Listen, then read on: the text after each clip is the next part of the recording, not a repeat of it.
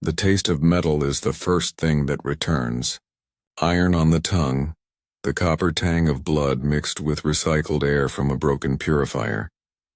I remember the hum of the lumen strips above me, their light flickering like tired hearts and the warmth of another child's hand clutching mine in the dark. We were hiding beneath the collapsed gantry of a manufactorum, our world reduced to shadow and dust. Outside, the distant thrum of orbital bombardments made the ground shiver like a frightened beast. I was 7, maybe 8. I knew nothing of the Emperor, of the Astartes, or of the ruinous powers that devour entire planets. I only knew hunger, the ache in my ribs, and the way the sky burned violet when hope finally died. Every night since, I still hear that same hum, a trembling note that lives behind my eyes. Sometimes I think it's the sound of the lumen strips from that day. Other times the whisper of the Astronomicon across the void. It doesn't matter. Both mean survival bought with silence. By the light of the Master of Mankind, record this memory and carry it forward. Let the Vox bear witness so no soul forgets what the Imperium leaves behind. The first sound I ever loved was the hum of the lumen. It trembled like a dying heartbeat above the wreckage of the manufactorum, and every night it sang us to sleep in its flickering rhythm. The air was thick with the tang of promethium and the fine dust of ground ceramite, turning each breath into something sharp enough to bleed. When I exhaled, I could see the shape of it, a faint cloud drifting through the pale shafts of light, catching on the edges of broken machine teeth and the limbs of half-buried servitors. We slept there in the shadow of dead industry, because it was the only place that still remembered warmth. We were 7 then. 7 nameless orphans beneath the Emperor's blind gaze. No one kept count anymore. Not since the day the sky caught fire and the Astartes thundered down in ceramite and wrath. The battle was short, they said, swift and merciful. But the mercy ended where the orbital guns began. The manufactorum was turned to ash. The city above it folded into itself, and every adult who might have called our names vanished in the storm.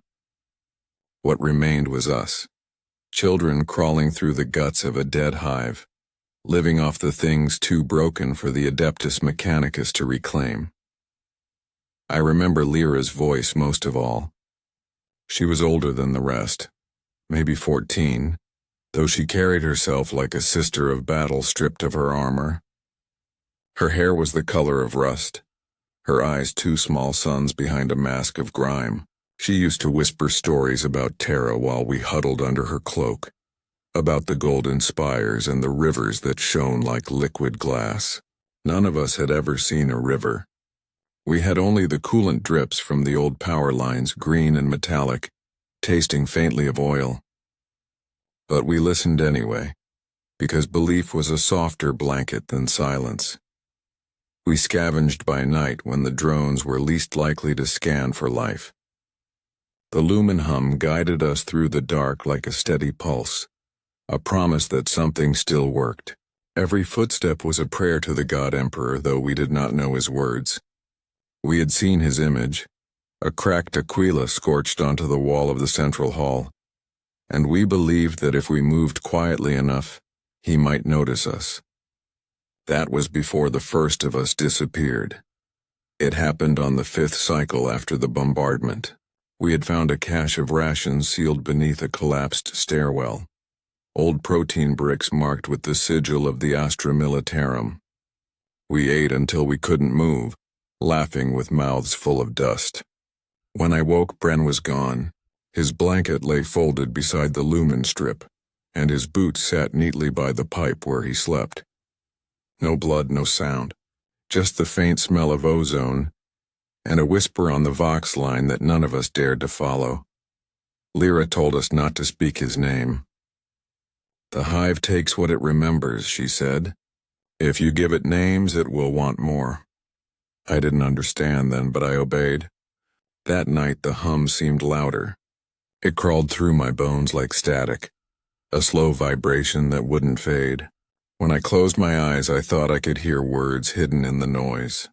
Not language, just shape. Something trying to breathe through the wires. Days passed without sunrise. The sky above the broken spires was a curtain of soot, lit now and then by the ghost glow of orbital debris. We learned to mark time by the sound of pressure vents releasing far above us. The deep mechanical sighs of the hive's lungs struggling to remember their rhythm. Once I climbed a service ladder to look beyond our usual range. What I saw was a cathedral of ruin. Towers bowed like penitents, stained glass melted into streaks of black and violet. Statues of the Emperor's saints lying half-buried in dust. I wanted to pray then, but the words caught behind my teeth. When I descended, Lyra was waiting. She slapped me hard enough to make my ears ring. "Do you want them to see you?" She hissed. I didn't know who she meant. She only pointed upward toward the darkness beyond the vents. They watch from the smoke. Don't ever look back at them.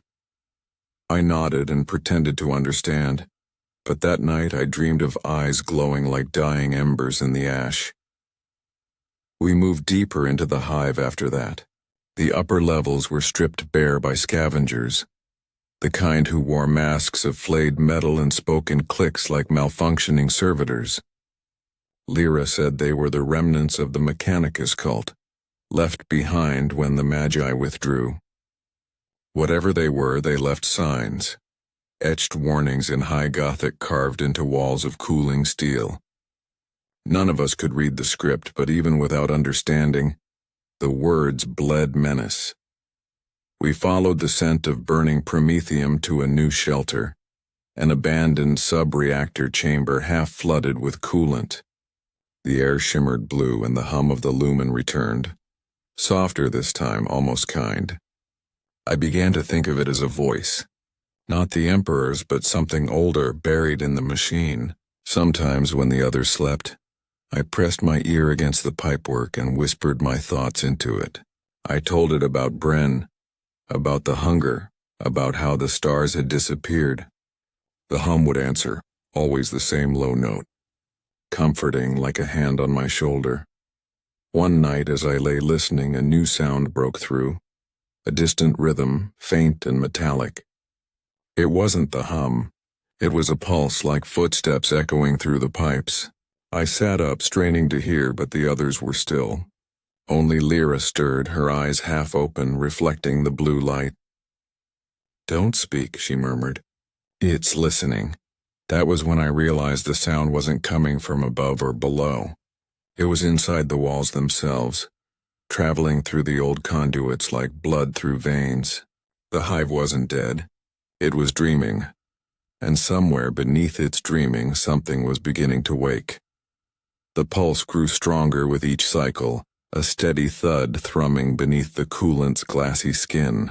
Lyra counted our breaths on her fingers, a habit she'd taken from somewhere that must have had days and schedules and meals.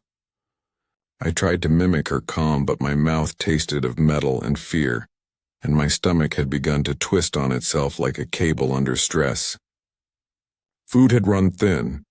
The protein bricks were gone, and the mushrooms we scraped from the condensation ribs near the vents had turned bitter, as if the hive itself resented our theft. Sometimes I thought I could taste the manufacturum's history in them. Oil, sweat, 1,000 lives reduced to a powder that clung to our teeth. When I swallowed, the hum seemed to vibrate down my spine and settle at the base of my skull. We went hunting for heat instead of meat. Heat meant power, and power meant machines that might still hide ration caches or water condensers not yet spoiled by rad silt. Joran carried the only blade we had that held its edge, a welded shard of broken cutter wrapped in cable sheath and bound with wire. He was younger than Lyra, but older than me, with a jaw set like a cog left under tension too long. He said little, and when he did, it came out like sparks off a grinder, brief and hot. That day he only nodded once and set off along the catwalk that curved into darkness, his steps soft as the whispers we never said aloud. The corridor narrowed into a throat of cables, each one furred with dust and frost. My hands left smears on the insulation as I pulled myself along. The air changed, growing warmer, edged with the sickly sweet tang that meant something electrical was burning itself toward death. I breathed shallow and listened. There wound behind the hum, beneath the pulse, a new thread of sound.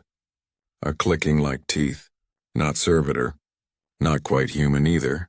Lyra raised her hand and we froze. 3 shadows pinned under a pale ribbon of lumen light. They came out of the service hatch like a spill of knives. Not the Mechanicus remnants. These were smaller, wrapped in patchwork cloth and flayed insulation. Goggles blackened with soot, mouths hidden behind rag and wire. Scav kids. Not much older than us, not much cleaner. We saw each other, and for one heartbeat there was no movement at all. Just breathing, and the hum and the taste of metal swelling in my mouth until I thought I would choke on it. Then one of them lunged. Joran moved first. His blade flashed and cloth parted and someone yelped. Another figure slammed into me, hands clawing for the satchel Lyra had stitched from a torn Mechanicus apron. We hit the grating hard enough to rattle bolts loose, and the sound carried down the corridor like a thrown oath. I bit the attacker's wrist and tasted old blood and rust. They hissed and pulled back, and in the opening I saw their eyes through the goggles' cracked lenses. They were just eyes. Frightened and furious, reflecting the lumen the way mine did. I hesitated. That single pause nearly ended me. The third scav kid came low, hooking my ankles, and I went down again. The satchel tore, spilling our hoard. 3 dented canisters of reclaimed water, a coil of copper wire, a box of nails we used as bargaining chips with a traitor who probably no longer existed. Lyra did not shout. She was a storm without noise. She stepped in and broke the nearest one's grip at the thumb, then pushed their head against the grating until they went limp. Joran bled from a slice along his forearm, but he held his blade. Steady, tip aimed at the center of the air between us and them. Trade, Lyra said, as if we'd all met in some market before the sky burned. The word came out clean, almost kind. Water for directions. Anything that breathes still. They looked at one another, counting numbers we couldn't see. The smallest of them, a kid with braided wire threaded through their hair, gestured down the throat of the corridor. Fingers splayed, then folded, then tapped. I didn't know the language, but the intent bled through like warmth through metal. Danger ahead, but power too. Lyra tossed the smallest canister across the gap. The kid snatched it and backed away, keeping their face turned toward us until the darkness took them all, one by one. We gathered what remained. My hands shook so badly I could barely knot the satchel's frayed strap. Joran wrapped his wound in a strip torn from his own sleeve and said nothing. When we moved again, it wasn't toward safety. It was toward the sign the scav kids had traced, toward the promise of heat. The corridor opened into an old inspection gallery. The floor was a mosaic of cracked picked panels showing a machine line that no longer existed. Figures in red robes bending beneath the Imperial Aquila with arms spread like broken wings. On the far side, a blast door had jammed half open. Warm. Air breathed through the gap, carrying the smell I would learn to fear more than any other. Ozone and cooked insulation. Lyra touched the door with the back of her hand and flinched. The metal could have blistered skin. We slid through sideways and entered a chamber where the walls sweated light. Power conduits crawled like roots across the ceiling. Their casing, blistered, their seams bleeding sparks that drifted viciously, hungry for cloth and hair. In the center of the room stood a machine that remembered being important. Its plinth bore sigils I couldn't read, and along its edge lay a scatter of tools. Precision gear that had once belonged to tech priests who had fled or burned, or ascended to data some cycles ago. The machine's mouth, A grill of blackened slats exhaled that heat in a long, slow rhythm, the pulse we'd followed. Joran reached for the nearest tool. Lyra caught his wrist. "Don't," she whispered. "It's awake." I didn't laugh. The machine did seem awake, as if listening with its vents and watching with its rivets. The hum wrapped the room and nested in the hollows of my bones. I took another step, close enough to feel my eyelashes curl. The heat was pain, but it was also proof. Something still lived in the hive that was not us. On the far side of the plinth, half tucked under a fallen console, I saw a rectangle the size of my palm. A data slate, its edge scorched, its screen spidered with cracks. I slid it toward me with a finger and turned it over. It blinked like a blind thing catching light. Lyra knelt beside me, breath slow, eyes narrowed. "Careful," she said, but her voice had softened. The slate flickered and spat a fragment of a voice. Nothing like words, more like a tone sung through broken teeth. I held it up and the tone rose, syncing with the hum until both notes braided and became one. A cascade of glyphs stuttered across the ruined screen. Even without reading, I knew the shape of warning. Power cycle failure. Conduit bleed. Vent integrity compromised. A dozen phrases I couldn't name but felt in my skin, like an itch I couldn't scratch. Lyra watched the glyphs and spoke as if to herself. "If the vents go, the lower levels flood with smoke. The scav kids will run up, and we—" She didn't finish. She didn't need to. The heat would draw everything that hid from cold. Somewhere beyond the chamber, the clicking started again. Louder. Closer. I thought of Bren's boots folded beside the lumen, and of his blanket laid out like a body already at rest. I thought of Lyra's rule about names and how the hive took what it remembered. The slate pulsed once more, bright enough to show me my face reflected for the first time in weeks. Cheekbones like edges, eyes too big, a smear of black where ash had become a second skin. I didn't recognize myself. I wasn't sure I wanted to. "Take it," Lyra said. "If it sings, we might need the song." She straightened and scanned the shadows, her hand hovering near Joran's blade as if threat could be cut only by readiness. "We have to move, the vents are breathing wrong." The machine exhaled a long hot sigh, and the conduits along the ceiling flexed like tendons under a giant skin.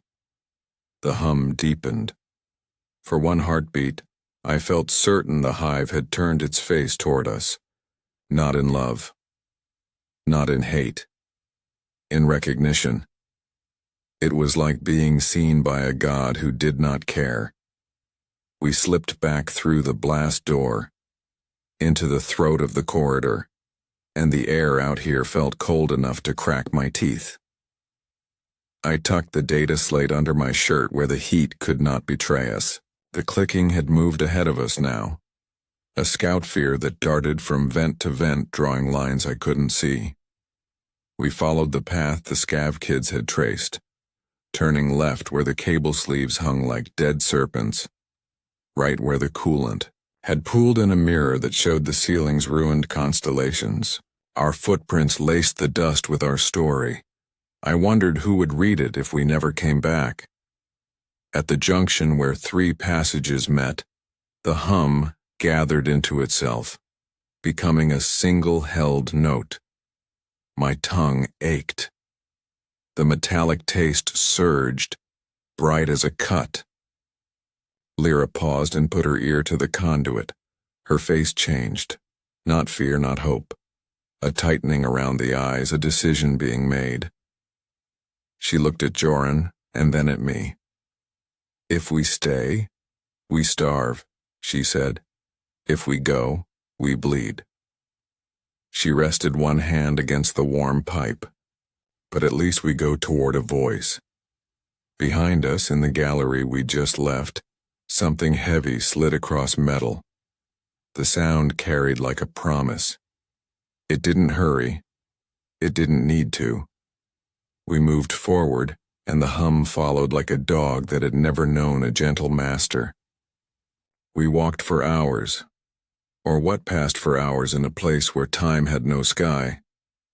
The corridors twisted like intestines, turning back on themselves until the air felt stale from its own reuse. My throat burned. Each breath scraped my ribs like a rasp. The hum that had guided us for so long was changing pitch, stretching thin, as though even it was running out of faith. The data slate under my shirt pulsed faintly, its heat steady and alive, and I began to imagine it as a heart that wasn't mine, beating a rhythm only the hive could hear. Joran's wound had festered. The smell was faint but sour, and every few steps he'd clench his jaw to keep from groaning. Lyra said nothing, though I caught her glancing toward him more often than before. Her silence weighed heavier than the sound of the machines. At one point she stopped and pressed her palm flat against the wall, whispering words too quiet for me to catch. When she finished, she drew a line across her brow with the grime of her thumb, the way I'd seen priests do before the war. I didn't ask what it meant. In the hive, questions were just a slower way to die. We found the chamber by accident. It was a circular hall lined with defunct servo arms and rusted cogitators, their limbs frozen in the posture of eternal labor. In the center stood a colossal statue of the Emperor, half shattered, one eye gone, the other still burning faintly with lumen light. Beneath it lay a mosaic of the Imperial Aquila, cracked through its heart.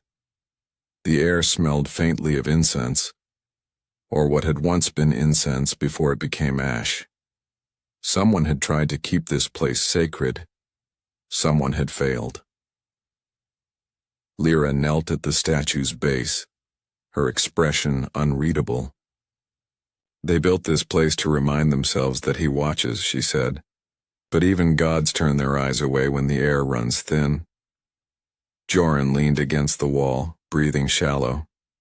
I knelt beside him and unwrapped the rag around his arm. The wound was swollen, the flesh angry and yellow. I tried not to flinch. "It'll rot," I whispered.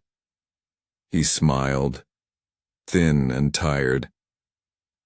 "Everything does." The hum shifted again, lower now, resonating through the metal floor in deep waves.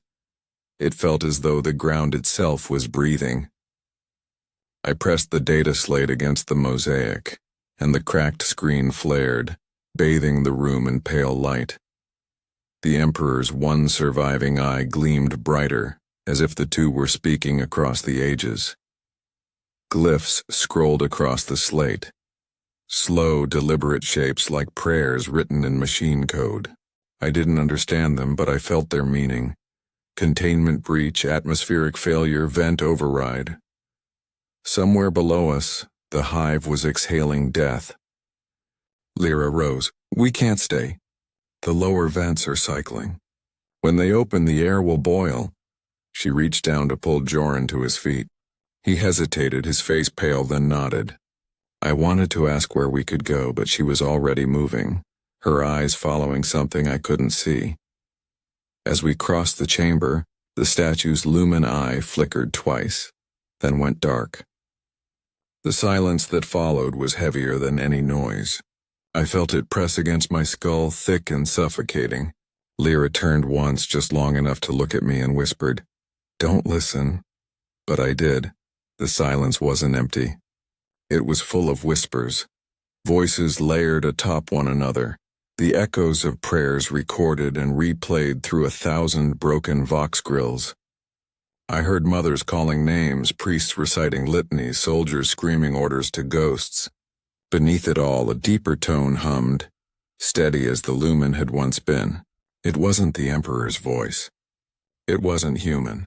It was the hive itself dreaming aloud again. My knees hit the floor before I realized I'd fallen. My vision blurred and the taste of metal flooded my mouth. Images flared behind my eyes. Corridors turning into veins. Statues bleeding oil. Children like us crawling through arteries of steel toward a light that was both salvation and slaughter. I saw the golden throne not as gold but as bone, endless and hollow. The Emperor's withered frame bound to it like a corpse nailed to eternity. I saw myself reflected in one of the throne's mirrors, small and dirty and still waiting for a hand that would never come. Then Lyra's voice cut through it all, sharp as a blade. Up! She dragged me to my feet, her grip iron. It's just the vents. Don't give it your mind. I gasped and blinked, and the visions dissolved. The chamber was still there, the statue still broken, the air thick with dust. But the hum had grown louder, close now, alive. We ran. The corridors blurred past in a fever of motion and echo. Joran stumbled, fell, rose again. Lyra led, her braid swinging like a metronome in the half-light. The data slate pulsed faster, each beat sinking with the pounding in my skull. Ahead, a shaft of real light pierced the gloom, faint and thin but unmistakable. A breach in the hive wall. We emerged into a wound in the metal skin of the world. Beyond it stretched the city's corpse. Spires snapped like bones, streets filled with glassed sand and blackened vehicles. The sky was gray, stained with the ghosts of bombardment, but to us it was vast and terrifying and beautiful. I fell to my knees and laughed, the sound raw and cracked. Lyra just stared, her face unreadable, her eyes reflecting that impossible horizon. Joran leaned against the breach and whispered, "We're free." The wind answered him with a hiss. The hum had followed us even here, threading through the air like a parasite. Lyra looked back into the darkness of the hive. "No," she said softly. "It's coming." And when I listened, I heard it too. Not the hum of machines now, but something heavier, rhythmic, deliberate. The sound of metal feet on metal floors, drawing closer. The Emperor's broken eye still glowed faintly in the dark behind us, and for the first time, I wasn't sure if it was warning or blessing. The wind outside the hive was the sound of absence. It carried no birds, no voices, only the hiss of dust as it scoured the ruins. We stayed just inside the breach, crouched beneath the fractured ribs of metal that once framed a transport lift. The light was weak, gray as bone, but after the hive's darkness it burned our eyes. Lyra wrapped Joran's arm tighter, her fingers trembling for the first time since I'd known her. The infection had climbed his wrist, purple and slick, and every breath he took rattled as though the air itself resisted him. We should have rested, but the hum was back, faint, steady, patient. It leaked through the wind, crawling up the metal until it reached our teeth. The hive wasn't done with us. Its voice called through the pipes, through the bones of the world, whispering a single wordless note that seemed to promise both rescue and ruin. Lyra pointed to a set of stairs half buried in ash. "We move down again," she said. Her voice was thin, cracked. "There's no shelter out here. The air will flay us by nightfall." I didn't want to go back. None of us did. But the thought of the open wastes was worse. Out there we'd be nothing more than shadows on the glassed ground, erased by the next storm. So we went down, back into the hum, into the breath of the dead city. The stairwell spiraled deep, its walls carved with devotional engravings so ancient that only the grooves remained. The air grew warmer with every step. My hands brushed against rust that felt like dried blood. At the bottom, the stairs opened into a chamber lit by a single lumen globe, swaying on a frayed wire. Beneath it stood a Vox unit. It was old, pre-heresy, maybe older. Its casing was covered in soot, its grille dented and split, but the faintest light blinked on its panel, slow and deliberate. I felt it before I heard it. A vibration in the air like a throat clearing after centuries of silence. Then a voice came through. The Emperor watches. All 3 words broken carried through static. Lyra fell to her knees. Joran's head lifted, eyes wide. I stared at the machine as if it might be alive. Survivors, Grid 9. Respond. The words were clearer now, the cadence too precise to be a ghost signal. It was Imperial. Real. Could be guard, Joran whispered. Rescue detail. Or bait, Lyra said. The hum in the pipes rose in answer, almost mocking. I stepped closer to the Vox, drawn like metal to magnet. The smell of ozone filled my nose. My fingertips tingled when I reached toward the console. For a heartbeat, the static cleared completely and I heard something else. Not words, but the sound of breathing. Slow, human, close. Then a voice, soft as silk, scraped over bone. You are seen. I yanked my hand back. The light on the panel flared once, then steadied. Lyra's gaze snapped to mine. What did it say? Nothing, I lied. She stared at me for a long moment, then looked back at the Vox. We'll answer, Joran frowned. If it's the guard, they'll find us anyway. If it's not, better we speak first. She turned a rusted dial until the Vox crackled like fire. She stopped. None of us had names worth giving. This is a survivor unit. 3 souls. Coordinates unknown. The response came instantly. Unit acknowledged. Hold position. Emperor protects. Joran sagged against the wall, relief flooding his features. I wanted to believe it too. But the hum didn't fade. It thickened, filling the air like oil. The pipes overhead quivered. Lyra touched the Vox again. Confirm, she said. Who commands your detail? The pause that followed was too long. Then the voice returned, distorted and slow, every syllable drawn through a machine's dying breath. Magos, Dominus, Helvar. Lyra's lips parted. The Mechanicus. That name carried weight even we understood. The tech priests had fled during the bombardment, taking their relics and data with them, leaving the lower hives to rot. If one had remained, the Vox sputtered again. Provisions, shelter, all faithful. Welcome. The last word stretched, warped until it became a scream. The light on the panel blew out. The hum dropped to silence, none of us moved. Then from the corridor behind us came the faint clatter of metal on stone.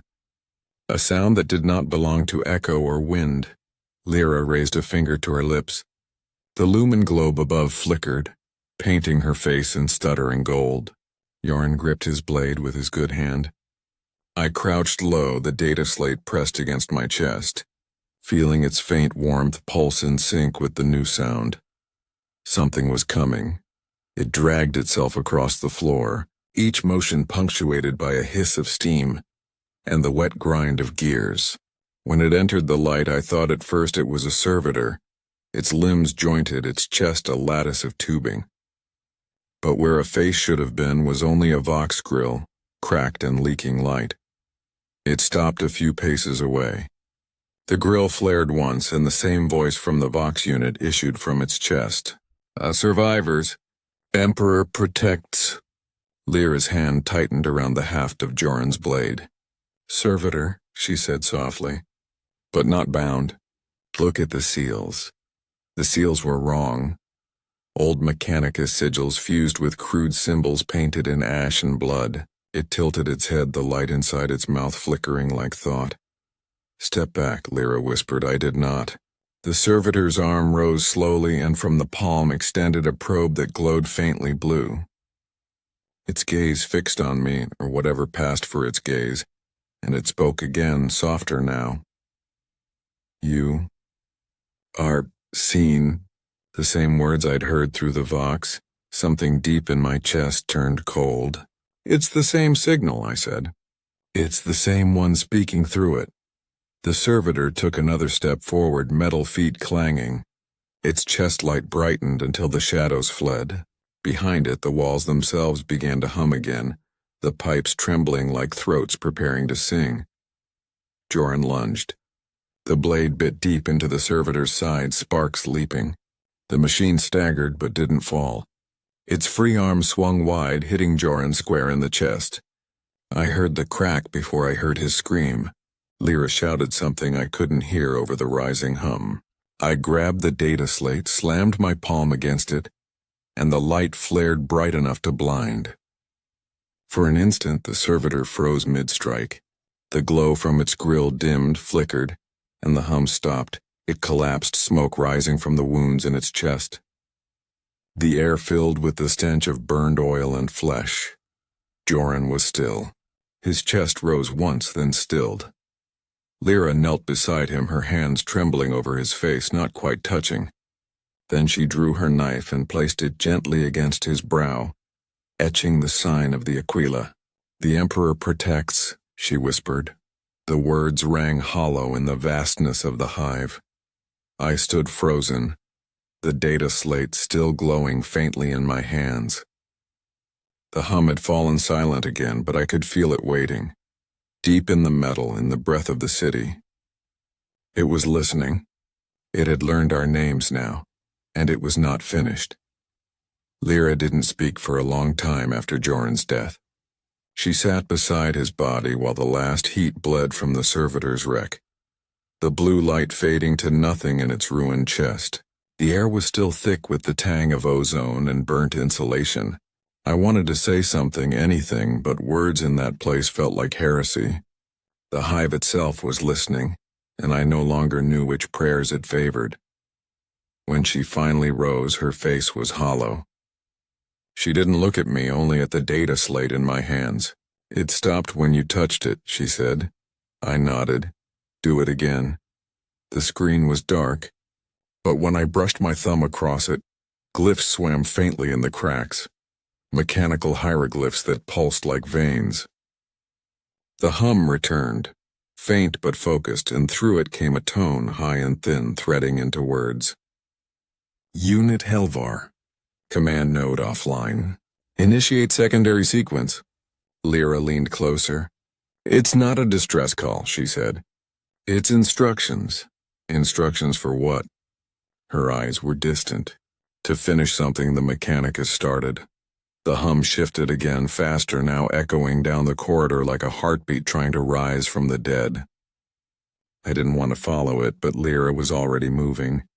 She stepped over Joran's body, whispering a litany I half recognized.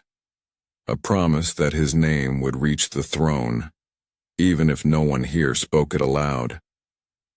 I pressed 2 fingers to his brow in silence and followed. The path led us through a series of access tunnels, their walls slick with condensation that tasted of iron. The lights were long dead, so we moved by the glow of the slate. Each pulse of light revealed fragments of a forgotten world. A rusted Astartes pauldron, half buried in dust. A mural of the Emperor blessing soldiers who were now nothing but ash. A small doll, its face melted smooth. Every relic seemed to whisper the same truth, that the Imperium had no room for remembrance, only replacement. We found the source of the hum in what had once been a control gallery overlooking a vast chasm. Below, thousands of cables stretched into the dark, converging on a central tower that glowed faintly red. The heat rising from it was dry, sterile but alive. Lyra pressed a hand against the glass. "A power core," she said. "Still running, after all this time." She smiled, faint and bitter. "Nothing of the Imperium dies clean." We descended along a maintenance ladder, the metal groaning beneath our weight. The air thickened with heat until sweat cut lines through the dust on our skin. At the base, a circular dais waited, an altar of machinecraft, its surface engraved with the twin-headed Aquila. Cables ran from it into the walls, pulsing faintly like veins under skin. The data slate in my hand brightened. Its cracked display poured light into the grooves of the dais, and a low voice spoke. Not from the slate, but from everywhere at once. Designation: Initiate. Task: Restore communion. Lyra's breath caught. It knows we're here. The hum built into a vibration that shook the floor. Sparks leapt from the cables and a shimmer spread through the air like heat haze. I saw shapes forming, figures of light and dust, the silhouettes of men and women in red robes bending over consoles, their mouths moving in silent prayers. Ghosts of the Adeptus Mechanicus burned into the machine's memory. One of them turned toward us. Its face was a blur of static, but its gesture was unmistakable. A hand extended palm upward as if inviting offering. The data slate pulsed hot in my grip. "Give it," Lyra said. I hesitated. What if it wakes the whole hive? Her eyes were fever bright. Then at least we'll know if the Emperor still hears us. I placed the slate on the dais. The hum peaked, rising into a sound beyond hearing, a pressure that filled the skull and chest until it became pain. The spectral figures raised their hands in unison, mouths open in silent chant. Then light erupted from the cables racing upward through the tower. For a heartbeat, the world became white. When the glare faded, the ghosts were gone. The hum fell away, leaving a single new sound, a rhythmic pulse from deep within the tower like a giant heart beginning to beat again. The data slate lay inert, its screen blackened. Lyra knelt beside it, her face caught between awe and horror. "We restarted it," she whispered. "The heart of the hive." I wanted to believe that meant salvation. But as the pulse quickened, the air began to shift. The vents along the walls opened, exhaling air that reeked of age and decay. In the distance, echoes stirred. Voices, footsteps, machinery grinding awake. The hive was remembering itself, and in that moment I understood what Lyra had done. The Mechanicus hadn't abandoned this place because it was dead. They'd left because it was alive. The hum was no longer just sound. It was language. It spoke in the rhythm of pistons and breath, in the hiss of vents and the grind of shifting metal. It said, "You woke me." Lyra rose slowly. "Do you hear it?" I nodded, my throat too dry for words. "It's not a warning," she said. "It's a summons." The floor beneath us trembled, and somewhere far above, something vast began to move. The first tremor was distant, like a door closing in some forgotten sector. The second rolled through the floor beneath us, strong enough to send dust cascading from the ceiling. The third was a heartbeat. The whole hive shuddered and exhaled, and suddenly I could hear every wall breathing. Lyra steadied herself against the dais. The pulsing light within the tower deepened from red to gold, casting long shadows across the chamber. For a moment it was almost beautiful. Then the vox lines embedded in the walls crackled to life, vomiting fragments of sound. Prayers, orders, screams. The hive's memory was flooding back all at once. I covered my ears, but it made no difference. The noise came from inside, a chorus vibrating against bone. Lyra stood frozen, her eyes wide, staring into the tower's glow. "It's the Mechanicus failsafe," she shouted over the din. When communion breaks, the system calls its wards auto-servitors, machine-born custodians. "Servitors like before?" I asked, my voice raw, her face twisted. "No. Worse. Those were human once." A metallic groan split the air, a colossal gate somewhere above us tearing open. The hum sharpened into a keen that made my teeth ache. The tower's light began to flicker in rhythm, like a pulse counting down. I realized then that we weren't hearing power awaken. We were hearing it test its limbs. Lyra pulled me toward the nearest maintenance corridor. "Move," she hissed.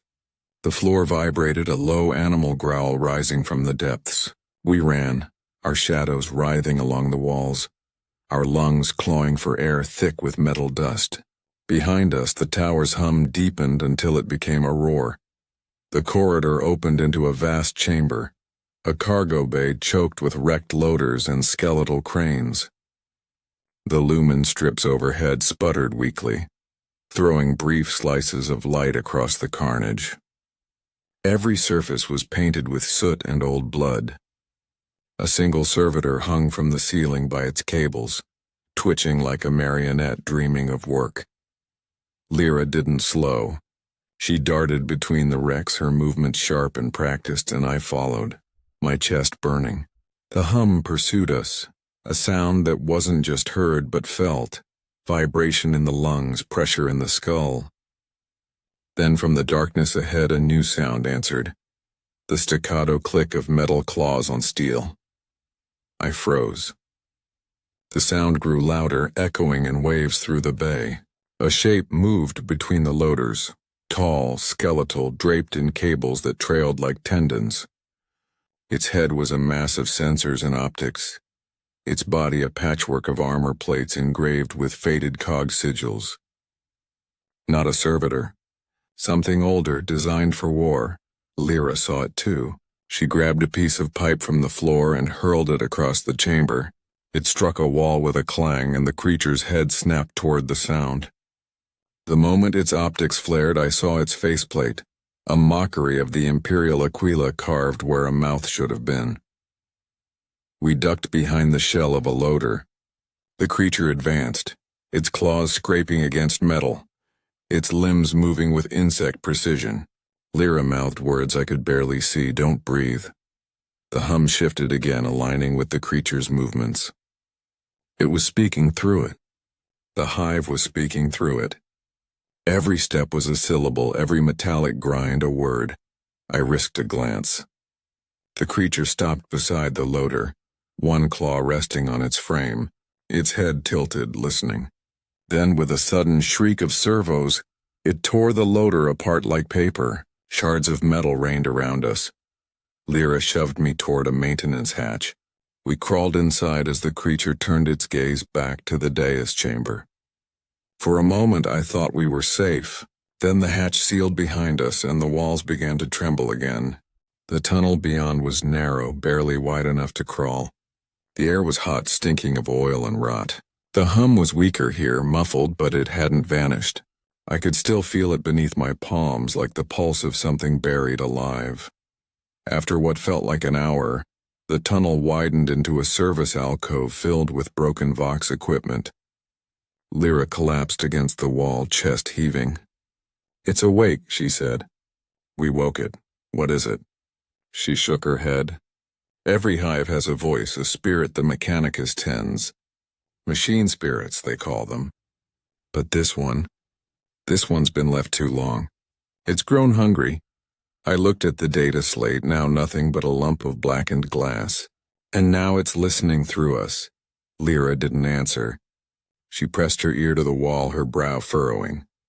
"There's another signal," she murmured. "Faint. A clean one." I strained to hear it, through the hum, through the hiss of vents. And there it was, a rhythmic burst of Vox code repeating every few seconds.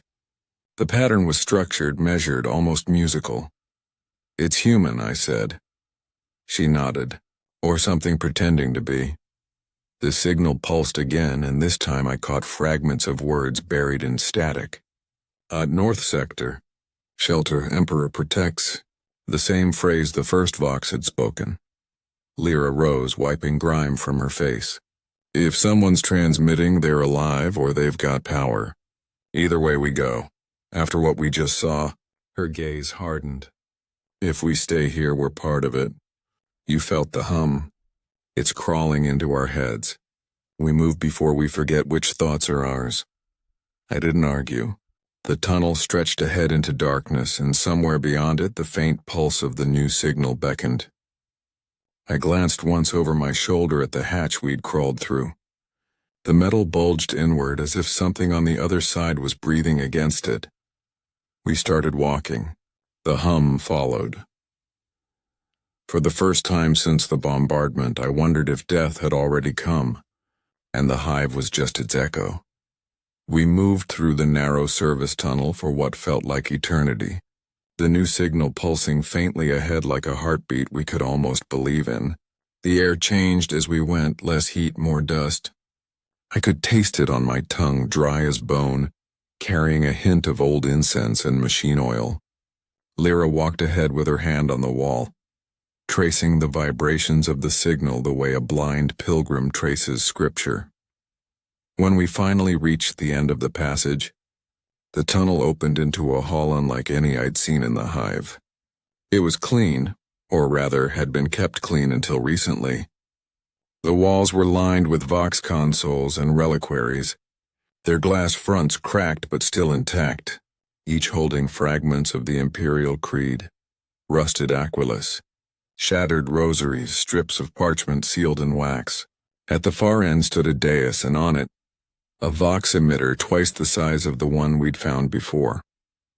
It pulsed softly, golden light leaking from its seams like candle flame.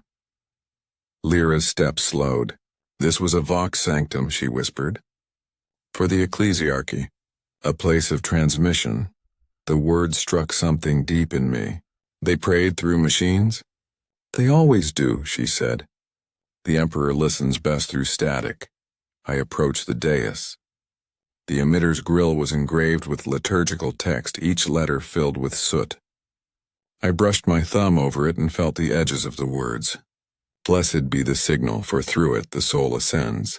The hum beneath my fingers was steady, measured, almost human in its cadence without thinking. I touched the activation rune. The emitter's glow brightened, and for a heartbeat the room filled with light and sound. The same voice from before echoed through the chamber, but now it was clearer, layered with a dozen harmonics that made it sound almost like a choir. A grid 9. "Survivors. This is the word of Helvar." "Report." Lyra froze. "Helvar," she repeated. That name again. "The Magos Dominus." I swallowed hard. "He's still alive?" Her face was unreadable. "Maybe, or maybe the machine remembers him the way it remembers its saints." The Vox flared again. If you can hear this, proceed to the heart of the manufactorum. Salvation through service. All faithful. Redeemed." The last word lingered, drawn out until it cracked. Then silence. I turned to Lyra. "It's a trap." "Maybe," she said, "but traps mean someone still cares enough to bait them." The hum around us deepened like agreement. Dust drifted from the ceiling. I looked back at the reliquaries, some shattered, others glowing faintly from within. Through the glass of one I saw something strange. A child's skull, polished and wired with copper, tiny Vox nodes embedded where eyes should be. Its mouth was open as if mid-song. "Lyra," I whispered. "What is this place?" She followed my gaze and went still. "Choir pit," she said finally. "They made children sing to guide the fleet signals. Their voices carried farther than any machine." My stomach turned. "You mean they—" "Yes," her voice was flat. "The faithful sang until their throats burned. Then the mechanic has found a way to make them sing forever." The emitter pulsed again. This time the voice that came through was not Helvar's. It was higher, softer. "A child's. Help me." The words were barely audible beneath the static, but they froze my blood. I stepped closer, pressing my ear to the grill. "Please." "Cold, can't see." I stumbled back, heart hammering. There's no one left," Lyra said sharply. But even as she spoke, the sound repeated, clearer now. "Please." She gripped my arm hard enough to hurt. "Don't answer. It'll use your voice next." "How do you know?" Her eyes were wild, because that's how it learned to speak mine. Before I could reply, the walls around us trembled. The reliquaries cracked open one by one, glass falling like rain. From within came a new sound, not mechanical, not human. A chorus of whispers, overlapping, dissonant, all forming a single phrase. "Salvation through service." Lyra pulled me toward the corridor, but the hum had turned to a roar. The emitter flared, and the child's voice rose above the others, crying out words that I couldn't believe came from any living throat. "We are the Vox. We are the choir. Stay." A shockwave of sound hit us, hurling us against the wall, my vision filled with light and static. For an instant I saw faces in the glow. Children's faces, hollow-eyed, their mouths stitched with wire. Then the light died and we were in darkness. When I opened my eyes, Lyra was gone. The only sound left was the hum, steady, calm, patient, and from the dais, the Vox whispered my name. When I woke, the world was the color of rust. The air tasted of copper and old prayers, thick with the scent of smoke that had no fire. The hum was still there, softer now, almost kind, as if it were cradling me. I lay on a floor of broken tiles, each one etched with fragments of scripture. The lumen strips above me burned a dull orange, their light pulsing in rhythm with my heartbeat. Lyra was gone. In her place was silence. For a long time I didn't move. I watched the dust drift through the air, the way it caught the light and shimmered like motes of gold leaf.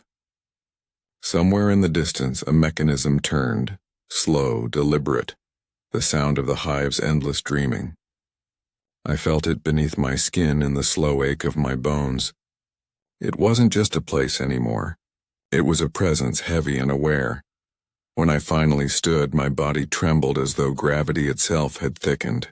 My throat was dry, the taste of blood faint at the back of my tongue. I called for Lyra, softly at first, then louder. My voice disappeared into the corridors without echo. I found a stairwell that spiraled downward into shadow. Each step creaked, the metal slick beneath my palms.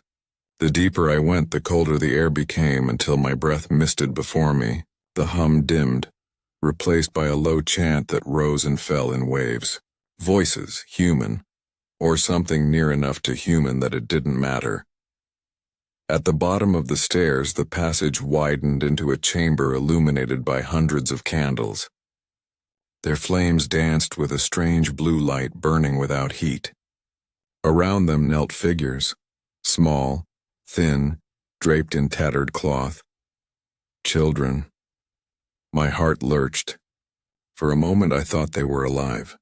But when I stepped closer I saw the truth. Their eyes were sewn shut, their mouths bound by strands of wire. Their hands clutched fragments of bone, of metal, of things once sacred. Each body was perfectly still, caught mid-prayer. In the center of the room stood an altar made from the wreckage of a drop pod. The Imperial Aquila was scorched into its surface, half burned away. Upon it lay the body of a woman. She wore the black armor of the Adepta Sororitas, her ceramite plates scorched and cracked, the fleur-de-lis sigil half melted from her chest.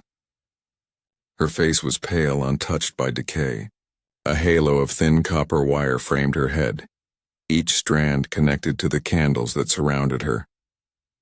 The chant I'd heard came from the walls, from the vox grills embedded between the support pillars. But it was her presence that commanded the room.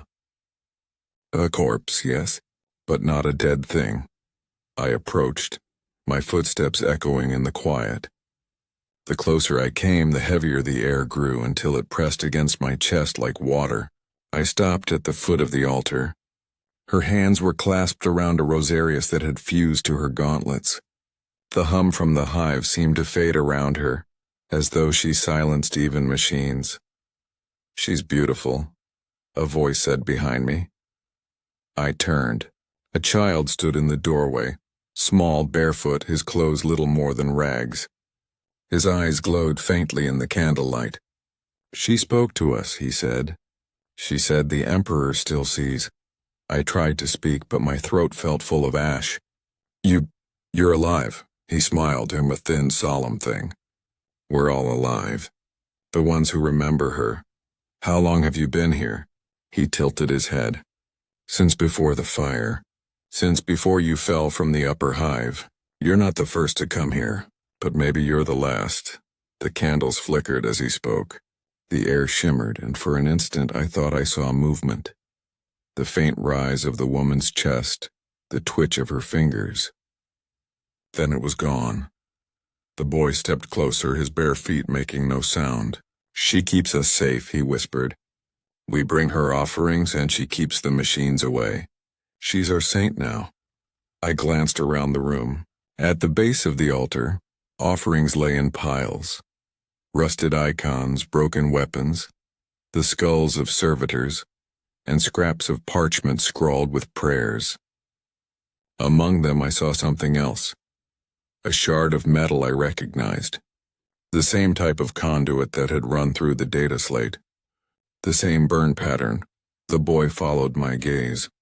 She took your light, he said. She'll give it back when she's ready. My pulse quickened. What do you mean, my light? She called to you. We heard it in the hum. That's how we knew you were coming. The candles flickered again. The hum returned, faint, distant, but insistent.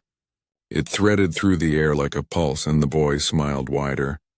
She's listening now. I stepped back. She's dead. He shook his head. No, she's dreaming. The hum deepened, and every candle in the room flared blue.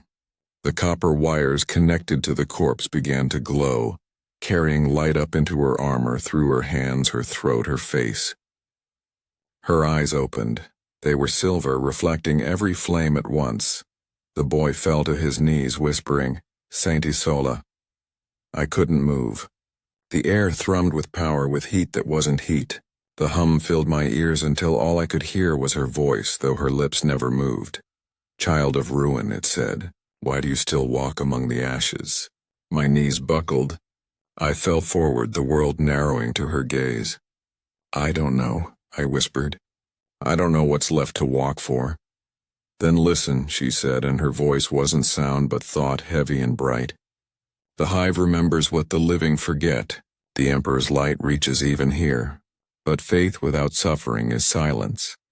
The boy began to chant again, the same words as before. Salvation through service. His voice trembled with devotion. I wanted to run, to tear myself from that gaze, but the hum held me still. In her eyes I saw things that should have been impossible. A sky lit by burning ships. Astartes kneeling in prayer before a throne of gold. Children like me singing into the void. Their voices feeding the Astronomicon. And then I saw Lyra. She stood at the edge of the vision, her face pale, her mouth open as if to scream. A wire ran from her throat to the hive's heart, and the hum poured through her like blood. The vision shattered. The candles went out. The chamber fell into darkness. And I was alone again, except for the hum, now whispering my name in the saint's voice. The dark held me the way cold water holds a drowning thing, pressing in until breath turned to labor. I reached for the floor and found the edges of the shattered tiles, their scripture cut into my palms like tiny truths. Somewhere beyond the doorways, the hive exhaled through 100 sleeping lungs. The hum returned as a thin filament, running from the altar to my spine, a leash made of sound. I crawled toward the last candle I remembered, and found only a smear of wax cooling on metal. When I stood, the copper wires brushed my shoulder, and a whisper shivered through me. Not hers, not the boy's. The hive, tasting my name the way a blade tests cloth. I groped for the dais and touched the rosarius fused into the sororitas' gauntlets. The metal felt warm, as if it had been sitting in sunlight that did not exist. Saint Isola, I said, voice gravel in prayer. If you're there, I swallowed the rest. Words made promises I couldn't pay. I closed my eyes because sight had become a liar and listened instead. Beneath the hum, below the whisper of ducts, a faint tremor traveled through the altar. Not motion, pulse, slow, relentless. As if the corpse was a bridge and on the other side something distant was walking toward me. A breath brushed my cheek. I flinched, turning fast enough to make the wires sing against the ceramite. The boy stood at my shoulder, eyes reflecting what little light the lumen strips still grudged us. You shouldn't wake her with fright, he said. She listens best when we sing. I don't know your songs. My throat stung. I don't know anything. You know hunger. He smiled like a knife held by the flat. That's our hymn. He moved to the altar and placed both palms gently against the sister's armor. The candles caught at their wicks without fire, a bloom of blue that spread slow as bruises. We found her before the flames, he said, voice gone far away. A drop pod tore through the nave and laid her at our feet. Her sisters burned. She didn't. She told us to bind her to the hive so she could keep the machines quiet. She told you. I hated the way envy colored the words. He nodded. With light. with the taste of metal in my mouth and a heaviness in my head that felt like sleep. That's how saints speak when the air is wrong. He tilted his head, listening to something I couldn't hear. She says you're a key turned in a lock that hasn't moved in a long time. I felt the dead slate under my shirt. Cold now. A scar where heat had lived. If she wants locks opened, tell her to show me Lyra. She can't show what's still moving. The boy's gaze flicked aside, and for the first time there was fear beneath his calm. But she can point. The candles leaned toward the southern arch, flames bending without wind. I tasted copper sharp as bit tongue. The hum thickened, gathering mass until it sanded the edges off sound. How many of you are there? I asked, because the room had filled with stillness again and the bodies around us looked too quiet to be anything but waiting. Enough to keep vigil. He glanced at the stitched eyelids. The hands clutching bone, enough to remember. And the ones who forget? He looked down at his bare feet as if the answer lived in the dust. The hive eats forgetfulness first. I stepped into the arch the candles chose. The corridor beyond wore its age like a saint wears wounds. Not hidden, not celebrated, simply present.